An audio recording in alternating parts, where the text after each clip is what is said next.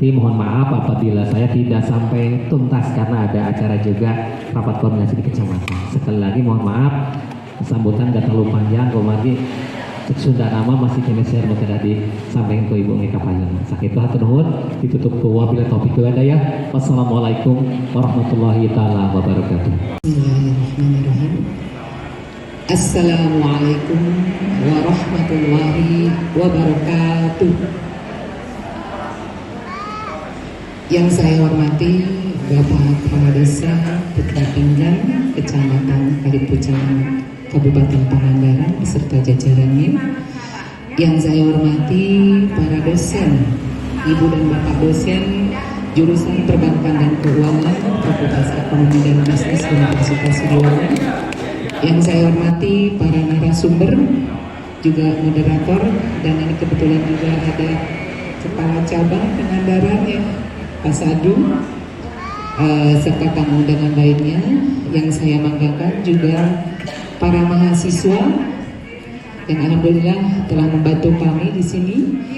Juga kepada yang terhormat para peserta, Ibu anggota PKK dan Ibu Ketua, ada Ibu Ketua, Ibu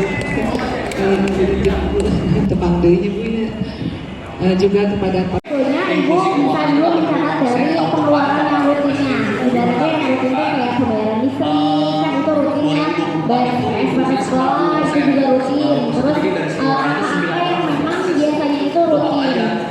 Nanti dari pendapatannya Ibu bisa mencatat juga nih, Ibu itu pendapatannya per hari atau misalkan kalau per bulan atau misalkan masih bisa juga nih per hari atau per bulannya gitu ya. Tapi tetap Ibu berapapun sebetulnya yang paling membantu Ibu adalah pencatatannya.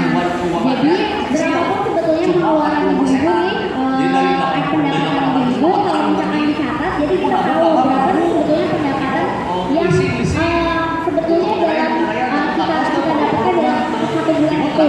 Kalau misalkan hari ini saya nggak tahu nih pendapatan saya berapa, karena mungkin belum pernah melakukan pencatatan tersebut. Tapi kalau misalkan Ibu nih setelah keluar dari ini, berapapun setiap harinya mendapatkan pendapatan dicatat, ternyata nanti dari pengeluaran di bulan kemarin yang memang rutin ibu-ibu catat juga gitu. Jadi nanti tahu sih berapa sih sebetulnya gapnya atau selisihnya dari pengeluaran rutin kita sama pemasukan kita gitu. Meskipun memang tadi ya pemasukannya nggak rutin, tapi kita bisa tahu nih pengeluaran rutin kita ya, ibaratnya pengeluaran pokok deh yang kita butuhkan berapa gitu ya kan. Bagaimana nih ibu-ibu ini supaya dari dana yang dipunya itu tetap kita bisa sisihkan buat menabung dan investasi, karena kan ada anak-anak yang perlu disekolahkan, ada anak-anak misalnya yang masih SD, oh berarti jenjang pendidikannya masih panjang nih, kita juga kan perlu nih mempersiapkannya. Jadi dari pendapatan yang ibu-ibu punya itu disisihkan dulu nih, dibuat nih anggarannya berapa persen yang bisa ibu-ibu ini sisihkan setiap bulannya.